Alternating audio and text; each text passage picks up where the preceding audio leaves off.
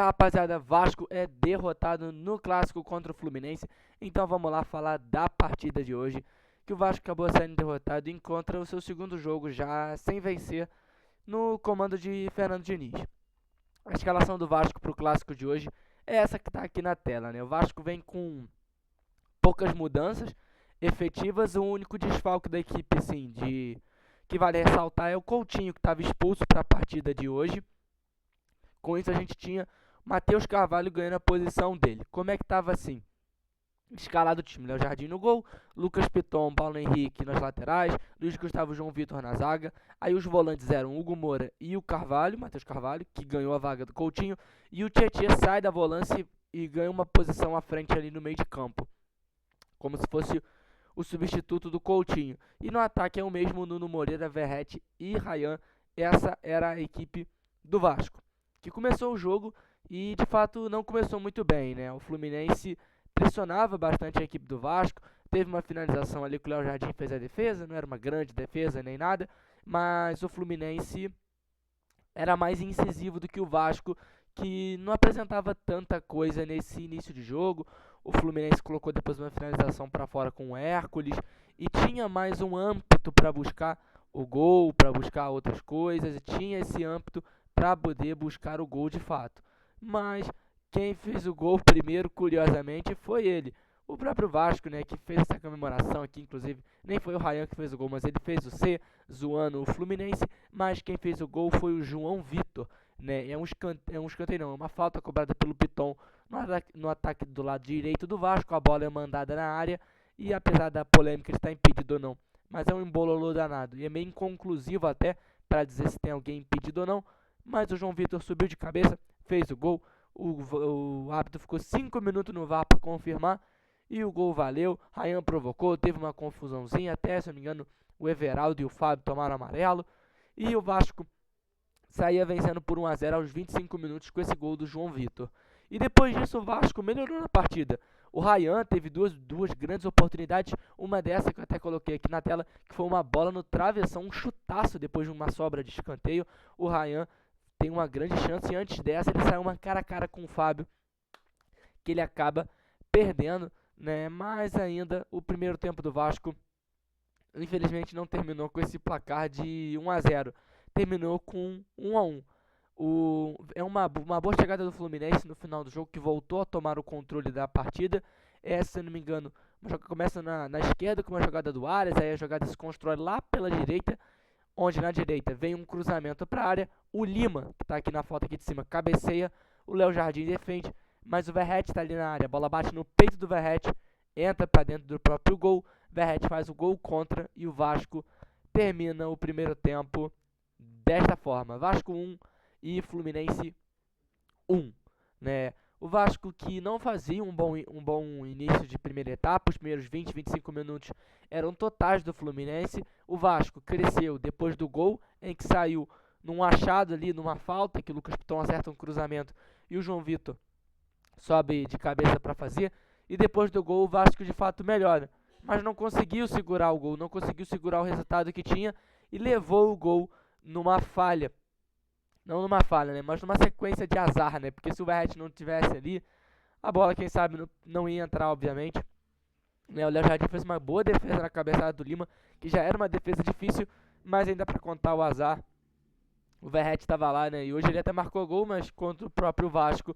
E o primeiro tempo terminou assim, um primeiro tempo que deixava um pouco abaixo do que a gente de fato esperava para a partida, né? A gente esperava que o Vasco poderia ser mais incisivo e o Fluminense, como eu disse, tinha um controle maior da partida e você podia ver isso através dos números, né? O Fluminense tinha 11 finalizações no primeiro tempo contra apenas 4 do Vasco, né? Dessas 4 do Vasco, 3 eu falei aqui, né? Que foi o gol, foi a bola na trave do Ryan e o outro chute que o Fábio defendeu também do Ryan, e teve mais uma outra finalização para fora que agora eu não vou me recordar.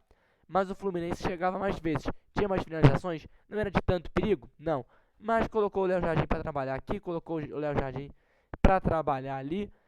Teve algumas boas chances ali, inclusive o Léo Jardim evitou ainda que o Fluminense saísse no primeiro tempo com a vitória, porque teve uma falta para o Arias, se eu não me engano, em que o Léo Jardim fez uma grande defesa no final da primeira etapa, que o Vasco terminou nesse 1-1, né? O Vasco vai para o segundo tempo, não faz mexidas e é isso, né? O Vasco não volta tão bem para o segundo tempo e as notícias que tem para o segundo tempo até que trazem mais perspectiva do próximo jogo.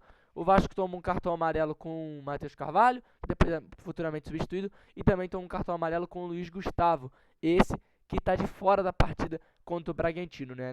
Contra o Melgar ele pode jogar, porque não tem nada a ver, ele está fora da próxima partida do Brasileirão, que é no dia 31 deste mês, último dia do mês. O Vasco vai enfrentar o Bragantino e não vai poder contar com o zagueiro Luiz Gustavo, que vinha tendo boas atuações pelo Vasco, né? E o Vasco, nesse início de segundo tempo, sofria muito com o Fluminense. O Fluminense era superior, o Fluminense encurralava o Vasco, e nesses primeiros 10 minutos o Vasco não conseguia passar do meio de campo. Era um Fluminense em cima, era um Fluminense que não deixava o Vasco jogar, e essa também foi um pouco da crônica da partida em certos momentos. O Fluminense não deixava o Vasco sair jogando. Por isso que o Fluminense teve mais finalizações, por isso que o Fluminense foi mais incisivo e não deixava o Vasco sair jogando. E o Léo Jardim tinha que começar a aparecer para evitar que o Vasco tomasse mais gols do que tomou hoje, né? Uma jogada pela direita, se eu não me engano, tem um chute cruzado, Léo Jardim faz a defesa. Aí depois o Vasco vai para suas primeiras alterações. O Vasco ele vai tirar os dois amarelados, né? Vai tirar o Matheus Carvalho, que na minha opinião não era para ter sido titular hoje. E poderia para mim ter entrado o Paulinho, que também até entrou no segundo tempo, mas não fez uma boa partida. Entra o Lucas Freitas no lugar do Matheus Carvalho e ele coloca o Adson na verdade o Lucas Freitas entra no lugar do Luiz Gustavo e o Adson entra no lugar do Matheus Carvalho, né? Dá pra ver que ele faz o quê? Ele coloca o Adson, aí ele abre o Adson na ponta, recua o Tietê e bota o Nuno como esse cara criativo do meio, né? É impressionante como ele não vem utilizando o Garré, o Diniz, né? Particularmente, isso é um questionamento que eu faço. Não que o Garré seja um craque, meu Deus, Garré tem que ser o titular do Vasco. Não, só acho interessante, eu só acho um ponto a se falar essa não utilização do argentino. Até como um cara, como um meia, já que o Vasco não tem nem o Payet nem o Coutinho nesse momento. É um cara que eu pensei que poderia ganhar essa oportunidade na ausência dos dois principais articuladores de jogo do Vasco. E é isso, o Vasco ainda conta com mais um desfalque para a próxima partida no Brasileirão, que é o Gumoura, que leva um cartão amarelo, na minha opinião, bobo, e está fora da partida contra o Bragantino também. Um cara que faz uma partida, na minha opinião, um pouco abaixo hoje.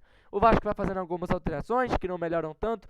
Entra, se não me engano, o Sforza e o Paulinho mais pro final do jogo. Sai o Tietê e o Gumoura. Ele tenta dar mais uma dinâmica ali no meio de campo. Coloca dois jogadores que tem um trato melhor com a bola do que o próprio Hugo Moura, que é o Paulinho, que é o Sforza, jogadores animais que gostam de ter a bola no pé. Não trouxe muito resultado, o Fluminense era melhor que o Vasco no segundo tempo, apesar do Fluminense já ter caído de rendimento, e o que acontece no final do jogo era o que todo mundo esperava. O gol do Guga, né, vamos falar a verdade, né, um belo de um chute do Guga, uma bola que vai em direção, olha, o gol quase no ângulo, e Léo Jardim não tinha muito o que fazer no lance, né? Um golaço que só evidencia o restante de jogo abaixo que o Vasco fazia na segunda etapa. A equipe não se encontrou, não conseguiu nem jogar aqueles minutos que foi superior contra o próprio Fluminense nessa primeira etapa. O segundo tempo, a equipe do Vasco se sentiu muito perdida e muito aquém do mínimo que se esperava para uma equipe que precisava ir atrás de um resultado que começou ganhando e tomou um gol por próprio erro da equipe, porque foi o Vasco que errou. Foi um gol contra, não foi tem o mérito do Fluminense que criou a jogada e tudo mais, mas o gol que o Vasco tomou foi contra. Não é culpa do Verratti, não é culpa do Jardim, não é nem questão disso, mas a culpa foi inteiramente do Vasco também, porque era um gol que foi destinado por um próprio atleta do Vasco. Então o Vasco também tinha essa obrigação de ir para cima, coisa que não aconteceu, e com isso a partida terminou assim: Fluminense 2, Vasco 1, apesar do Vasco ter um retrospecto recente melhor contra o Fluminense, sai derrotado em mais um clássico esse ano e em mais uma derrota no clássico contra o Fluminense, né? Uma partida, na minha opinião, abaixo do Vasco. Os únicos momentos que o Vasco esteve bem foi os minutos após o gol do João Vitor e até tomar o gol, até o Verratti fazer o gol contra. Fora isso, um jogo abaixo da equipe do Vasco. As mexidas do Diniz não tiveram efeito, não funcionaram e de fato não deu certo o segundo tempo para o Vasco. Não sei o que o Diniz vai falar na coletiva, mas é interessante ver o que ele vai pontuar sobre essa partida de hoje, né? Uma partida que eu achei muito aquém do que o Vasco jogou. Acho que o Vasco ainda conseguiu ter pouco desempenho em relação até o jogo contra o Lanús, né? Acho que o jogo contra o Lanús foi um jogo mais duro do que foi hoje contra o Fluminense, porque o Vasco ainda foi controlado pelo Fluminense. Contra o Lanús, o Vasco até em certo momento disputou aquela partida. Hoje, o Vasco para mim foi controlado pelo Fluminense e só teve esse certo momento ali do jogo em que o Vasco foi superior porque estava num bom momento, fez o gol, queria ir atrás do segundo e não conseguiu e logo já se acatou e tomou o gol. Mas uma coisa que eu queria falar da partida de hoje, apesar dele não ter feito o gol e apesar do Vasco ter perdido, a gente tem que elogiar a evolução do Rayan com o Fernando Diniz. Um dos pontos positivos do trabalho do Fernando Diniz é a evolução de alguns jogadores na mão do treinador. Um deles é o Rayan.